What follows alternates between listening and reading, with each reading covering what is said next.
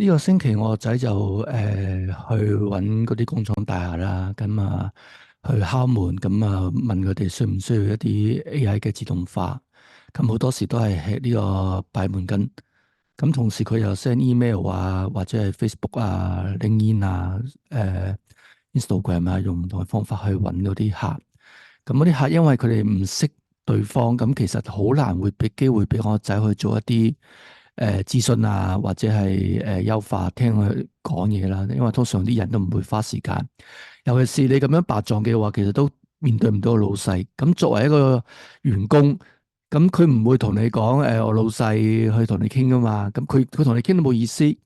所以我覺得你其實如果係向外求，即係永遠都係喺出邊去揾生意咧，其實好難嘅。可以向內求，咩叫向內求咧？就係揾自己現有嘅資源同埋優勢。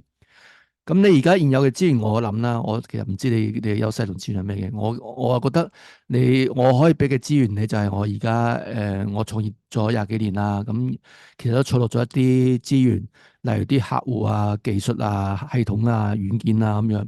咁你可以用呢啲咁嘅現有嘅資源去發展。咁我都唔會阻住佢去發展啦，因為佢有佢嗰套，佢有佢去行。咁到時間，我覺得可以兩個方向一齊發展啦。咁我就去揾我現成嘅客啦。咁我知道佢要揾倉儲嘅，首先我就會揾我現有客戶管理入邊啲倉儲嗰啲現有嘅客。咁有個人做貨倉嘅，咁我哋就揾個老闆啦，話我哋想做呢一紮嘢。咁因為佢用緊我哋嘅倉存管理系統嘅。咁我覺得可以去 approach 佢，去幫佢優化個倉存管理系統。咁個老細都覺得都 OK 嘅，都冇問題嘅，因為現有嘅客都熟啦。咁接受咗見面，咁我仔就上去見面。個業務啦，佢哋係做呢個運輸物流嘅，咁幫啲凍肉啊，或者係啲紅酒啊、酒類啊去運去佢個倉度擺喺度。咁嗰啲客需要幾多庫存嘅話，就揾佢哋攞啦。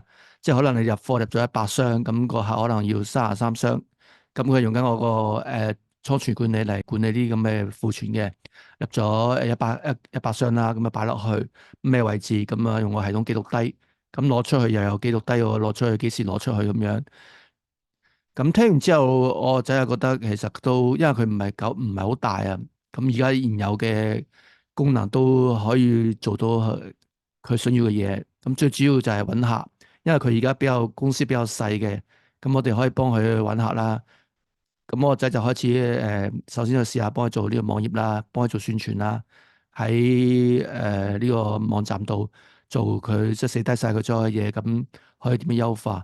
而家 AI 其實都好方便啊，因為你講晒佢個業務啦，做啲乜嘢啊，咁 AI 都會有一紮嘅建議，可以做啲乜，咁可以跟住去做。